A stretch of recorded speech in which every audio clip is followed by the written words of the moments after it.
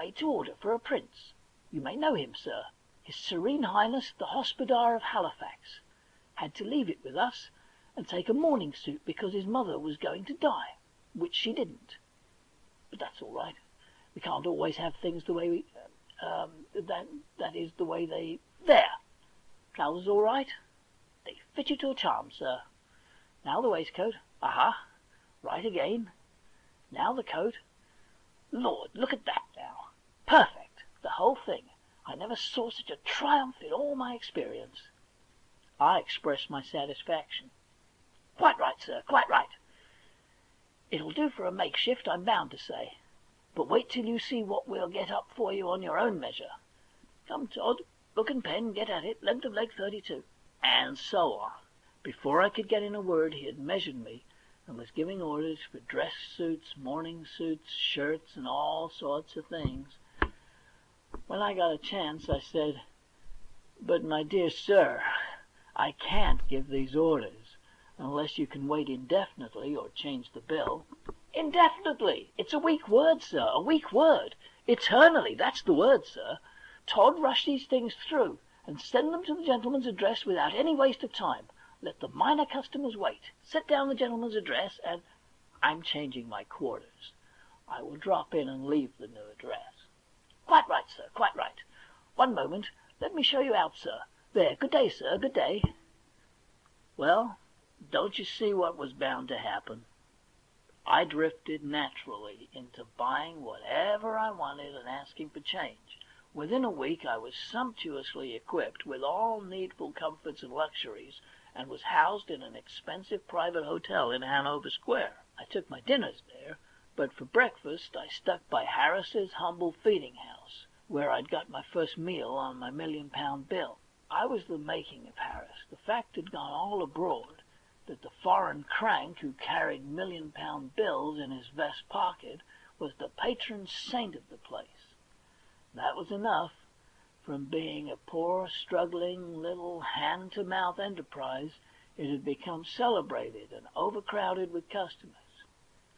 Harris was so grateful that he forced loans upon me and would not be denied, and so, pauper as I was, I had money to spend and was living like the rich and the great. I judged that there was going to be a crash by and by, but I was in now, and must swim across or drown. You see, there was just that element of impending disaster to give a serious side, a sober side, yes, a tragic side to a state of things which would otherwise have been purely ridiculous. In the night, in the dark, the tragedy part was always to the front, and always warning, always threatening, and so I moaned and tossed, and sleep was hard to find. But in the cheerful daylight, the tragedy element faded out and disappeared, and I walked on air and was happy to giddiness, to intoxication, you may say. And it was natural, for I had become one of the notorieties of the metropolis of the world, and it turned my head, not just a little, but a good deal. You could not take up a newspaper, English, Scotch, or Irish, without finding in it one or more references to the vest pocket £1,000,000 and his latest doings and sayings. At first, in these mentions, I was at the bottom of the personal gossip column. Next, I was listed above the knights. Next, above the baronets. Next, above the barons. And so on, climbing steadily, as my notoriety augmented until I reached the highest altitude possible, and there I remained, taking precedences of all dukes not royal and of all ecclesiastics except the primate of all England. But mind, this was not fame. As yet I had achieved only notoriety. Then came the climaxing stroke, the accolade, so to speak, which in a single instance transmuted the perishable dross of notoriety into the enduring gold of fame. Punch caricatured me. Yes, I was a made man now. My place was established.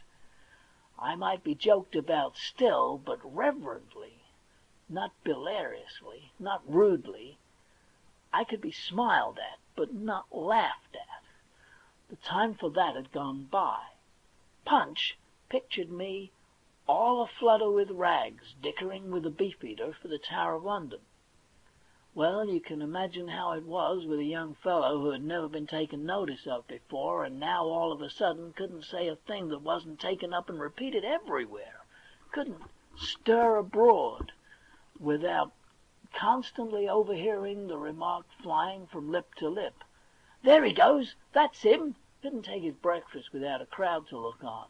Couldn't appear in an opera box without concentrating there the fire of 1,000 lorgnettes. Why, I just swam in glory all day long. That's the amount of it. You know, I even kept my old suit of rags, and every now and then appeared in them, so as to have the old pleasure of buying trifles and being insulted, and then shooting the scoffer dead with the £1,000,000 bill. But I couldn't keep that up. The illustrated papers made the outfit so familiar that when I went out in it, I was at once recognized and followed by a crowd, and if I attempted a purchase, the man would offer me his whole shop on credit before I could pull my note on him. About the 10th day of my fame, I went to fulfill my duty to my flag by paying my respects to the American minister. He received me with the enthusiasm proper in my case, upbraided me for being so tardy in my duty, and said that there was only one way to get his forgiveness, and that was to take the seat at his dinner party that night made vacant by the illness of one of his guests.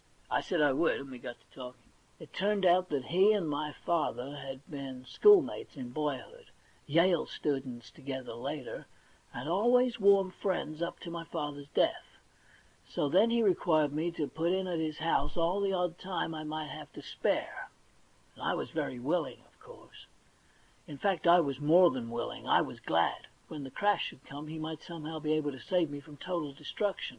I didn't know how, but he might think of a way, maybe. I couldn't venture to unbosom myself to him at this late date, a thing which I would have been quick to do in the beginning of this awful career of mine in London. No, I couldn't venture it now. I was in too deep. That is, too deep for me to be risking revelations to so new a friend, though not clear beyond my depth as I looked at it. Because, you see, with all my borrowing, I was carefully keeping within my means. I mean, within my salary.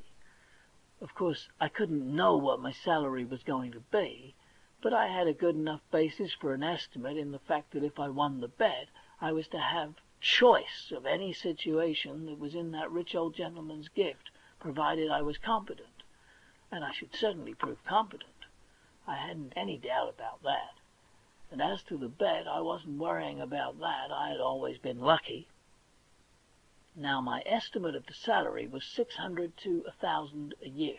Say 600 for the first year, and so on up year by year till I struck the upper figure by proved merit.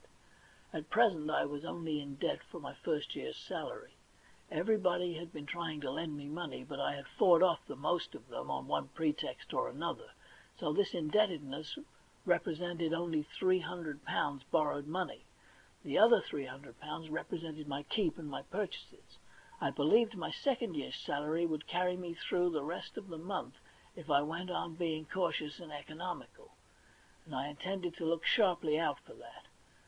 My month ended, my employer back from his journey, I should be all right once more, for I should at once divide the 2 years' salary among my creditors by assignment and get right down to my work. It was a lovely dinner party of 14. The Duke and Duchess of Shoreditch, and their daughter, the Lady Anne, Grace, Eleanor, Celeste, and so forth, de Bohun, the Earl and Countess of Newgate, Viscount Cheapside, Lord and Lady Blatherskite, some untitled people of both sexes, the minister and his wife and daughter, and his daughter's visiting friend, an English girl of 22 named Portia Langham, whom I fell in love with in 2 minutes, and she with me. I could see that without glasses. There was still another guest, an American, but I'm a little ahead of my story. While the people were still in the drawing-room, wetting up for dinner and coldly inspecting the latecomers, the servant